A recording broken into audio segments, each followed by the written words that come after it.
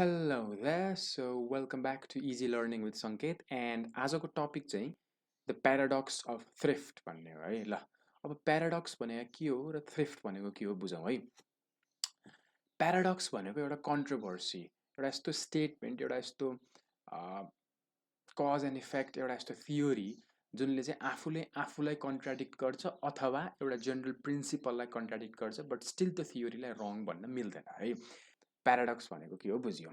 अब थ्रिफ्ट भनेको के हो? थ्रिफ्ट भनेको सेभिङ्स हो, राइट। थ्रिफ्टको बेसिक मिनिङ भनेको यो स्टेटमेन्टमा यो टपिक पढ्दाखेरि हामीले थ्रिफ्टको अर्थ सेभिङ्स बुझौँ।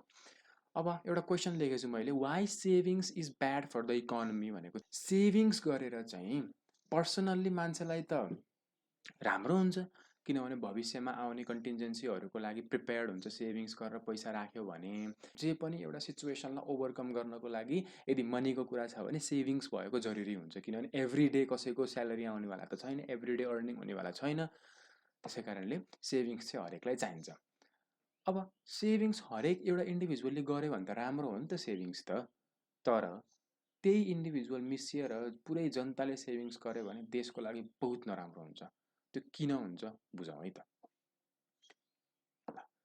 अब एउटा मान्छेले कति सेभ गर्छ भन्ने कुरा त एकदम सिम्पल छ, उसको एमपिएस मार्जिनल प्रोपेन्सिटी टु सेभबाट डिटरमाइन हुन्छ।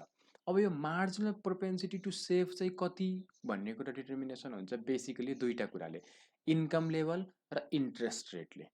अब यो मार्जिनल प्रोपेन्सिटी टु सेभ भन्ने कुरै तपाईँले बुझ्नु भएको छैन भने चाहिँ एउटा भिडियो पहिल्यैदेखि बनाएको छु मैले एमपिसी र एमपिएसको, त्यसको लिङ्क मैले यही भिडियोको डिस्क्रिप्सनमा हालिदिन्छु है त।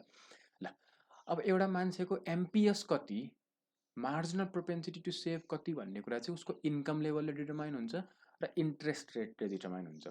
इन्कम लेभल किनभने उसको जति स्यालेरी आउँछ, जति पैसा कमाउँछ उसले, त्यो कमाएको पैसाबाटै त हो सेभिङ्स गर्ने हो। यदि पैसा बढ्यो भने उसको इन्कम बढ्यो भने सेभिङ्स पनि बढ्छ, यदि इन्कम घट्यो भने कन्जम्सन त उति गर्न पर्छ उसलाई, सेभिङ्स घट्छ। भनेको के भन्न मिल्छ भने सेभिङ्स कति गर्छ भन्ने कुरा चाहिँ उसको इन्कम लेभलमा डिटरमाइन हुन्छ हो। अब अर्को कन्सेप्ट के पनि छ भने इन्ट्रेस्ट रेटले पनि सेभिङ्सलाई डिटरमाइन गर्छ भन्छ कि मान्छेले।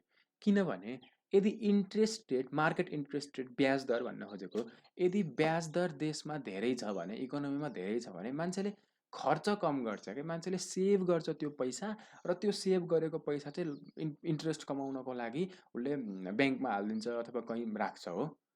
यदि अब इन्ट्रेस्ट रेट धेरै भयो भने मान्छेले सेभिङ्स पनि बढी गर्छ, इन्ट्रेस्ट रेट थोरै भयो भने सेभिङ्स पनि कम गर्छ हो। ओके, तर यो कन्सेप्ट बुझ्नको लागि चाहिँ हामीले इन्कम लेभललाई चाहिँ बेसिक डिटर्मिनेन्ट अफ सेभिङ्स भनेर बुझ्नुपर्छ क्या। किनभने इन्ट्रेस्ट रेट त, इन्ट्रेस्ट बढ्यो भने सेभिङ्स पैसा बढ्ने त होइन नि त, सेभिङ गर्ने टेन्डेन्सी बढ्ने, एउटा साइकोलोजिकल्ली असर पर्ने हो मान्छेलाई र उसले सेभिङ्स बढाउने हो। इन्ट्रेस्ट बढ्यो भने इन्ट्रेस्टको कुरा त, तर इन्कम लेभलको कुरा त इन्कम बढ्ने बित्तिकै सेभिङ्स बढ्छ, इन्कम घट्ने बित्तिकै सेभिङ्स घट्छ हो। ओके, अब त्यही भएर हामीले सेफली अज्युम गर्न मिल्यो कि savings is a function of income भनेको इन्कम बढ्यो अथवा घट्यो भने सेभिङ्स पनि बढ्छ अथवा घट्छ हो। हामीले अहिलेसम्म के बुझौँ भने savings is a function of income भनेर। ल यति बुझिसकेपछि एउटा स्टेटमेन्ट अर्को पनि के बुझौँ भने one man's income is another man's expenditure. मैले खर्च गरेँ भने त कसै न कसैको त्यो आम्दानी हुने हो, अरू कसैले खर्च गर्यो भने मेरो आम्दानी हुने हो। इकोनोमी चल्ने नै त्यसरी, यो one man's income is another man's expenditure, यो कुरालाई पनि दिमागमा राखौँ है। ल अब हेरौँ है मेन रिलेसन के हुन्छ।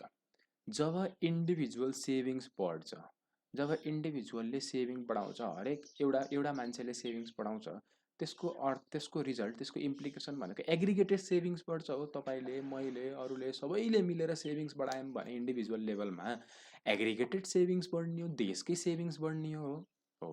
अब सेभिङ्स बढ्ने बित्तिकै भनेको के हो? सेभिङ्स बढ्नु भनेको कन्जम्सन घट्नु होइन। सेभिङ्स र कन्जम्सन त गर्न मिल्छ इन्कमलाई। अब सेभिङ्स बढ्नु भनेको, यो एग्रिगेटेड सेभिङ्स बढ्नु भनेको मेरो एग्रिगेटेड कन्जम्सन भनेको मेरो टोटल कन्जम्सन, देशको टोटल कन्जम्सन घट्नु हो। अब जब देशको टोटल कन्जम्सन घट्छ त्यसको इम्प्लिकेसन सिधै डिमान्ड हो। त्यो भनेकै डिमान्ड हो। जब सेभिङ्स बढ्छ तब कन्जम्सन घट्छ र त्यो भनेको डिक्रिज इन एग्रिगेटेड डिमान्ड हो। अब जब एग्रिगेटेड डिमान्ड नै घट्छ तब प्रोडक्सन हुँदैन, किनभने डिमान्ड छैन भने सप्लायरले किन प्रड्युस गर्ने। So national production, national output पनि घट्छ हो। जब नेसनल प्रोडक्सन नेसनल आउटपुट नै घट्छ, प्रोडक्सनै छैन भने इन्कम घटेन त सिधै।